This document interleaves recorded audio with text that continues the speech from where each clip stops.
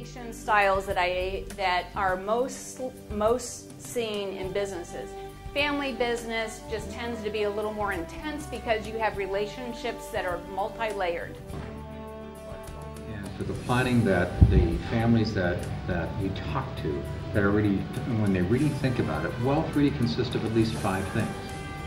First of all, wealth is responsibility, guided by our values and nourished by learning. And our shareholders, by being an investment that balances the short and long-term opportunities of our business.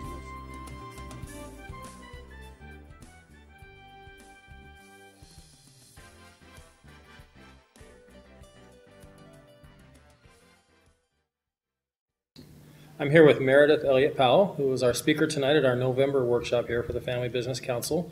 Meredith comes to us from North Carolina, from Motion First Now. So Meredith, thank you very much for coming out here and flying across the country to be with us tonight. Well, it was wonderful to be here. Thank you for inviting me and for having me. My pleasure. We heard you speak at the University of North Carolina back in June, and you were great then, and you had even a better follow-up encore tonight, so thank you very much. Thank you.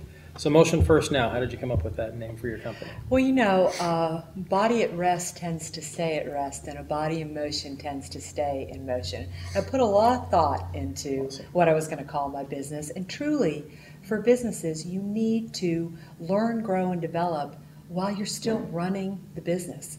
And that's the concept of Motion First Now. I'm a coach, I'm a speaker, I'm an author, and my area of expertise is business development and business growth.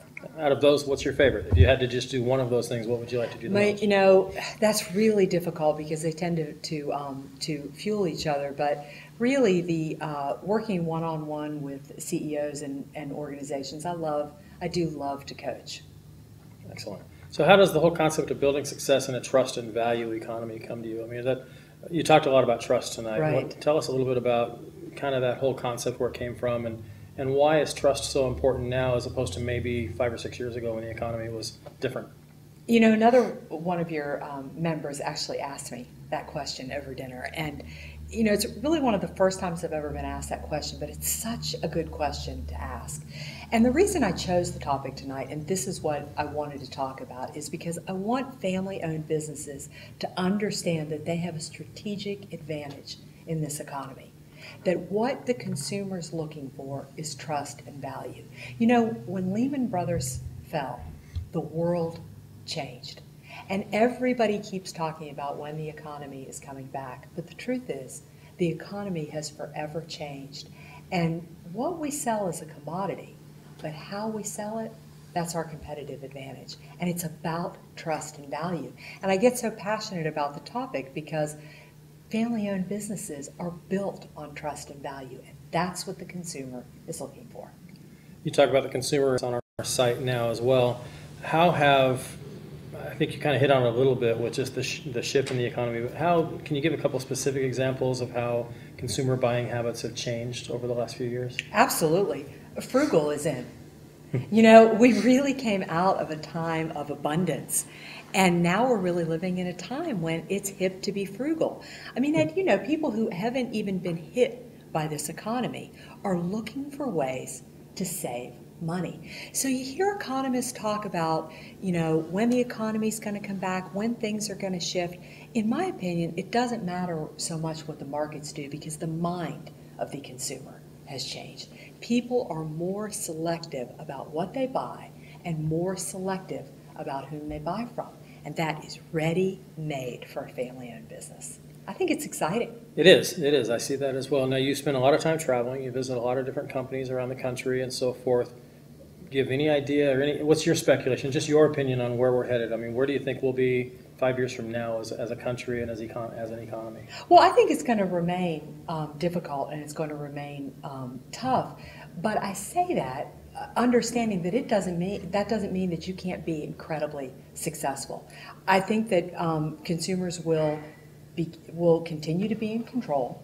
They're going to continue to demand more, and they're going to be looking for transparency, authenticity, and real value. And again, that to me just speaks volumes for strategic opportunity for small and family-owned businesses. We want people that are real. We want companies we can believe in. And trust has just truly been broken in this Right. country. And it's really, this is an opportunity for a family-owned business. So is that kind of consistent then? You talk about how the consumer really is in charge of the economy more. Absolutely. So if our group that was here tonight could walk away with just one nugget that you delivered, what would you hope that they would have left with tonight? One nugget that I delivered up there, and because I'm a speaker, I have to give you two. One I spoke about and one I didn't, is the one that I spoke about is I really would want your members to focus on selling risk and value instead of selling price, to help people understand the benefit they receive from doing business with you, and then the benefit that they would lose if they chose to go with one of your competitors. Sell what else you bring to the table. But the other ones, that's my platform, and that is the power of connection, and that's why this organization is so important. You need to come to these events and invest in yourself, but you need to meet other business owners, because you're always, I passionately believe this, one connection away from the person who has the answers and the information that you need that can change your life. Absolutely. I couldn't agree with that more.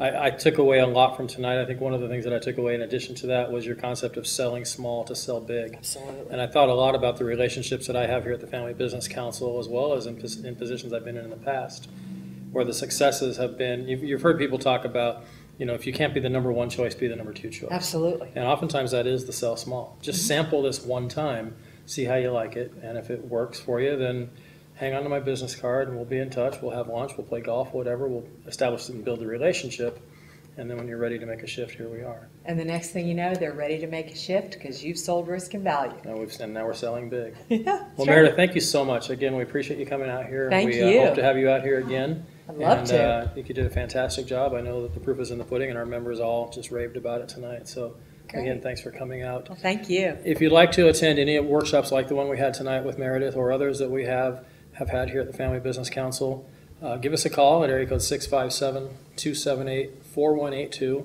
or visit us at csufamilybusinesscouncil.com. It'll have all of our contact information, all of our workshop information, events, and so forth that we have held. There's video copies. We'll have a video of this presentation up shortly on our website, and you can come out and visit us and be with us as well. We have a workshop. Our next workshop will be on January the 10th. Dr. Joanne Norton will be speaking to our members about how siblings and cousins can work well in a family business. It's a very hot topic. We have about 45 family-owned businesses as members of our council right now, and a vast majority have siblings or cousins working together. So I think it'll be a very great topic for us to address then. And again, on behalf of the Family Business Council and everybody here at Cal State Fullerton Mahalo College of Business and Economics, we'd like to again wish you a happy Thanksgiving and a happy holidays and a prosperous 2012, and we'll see you in January.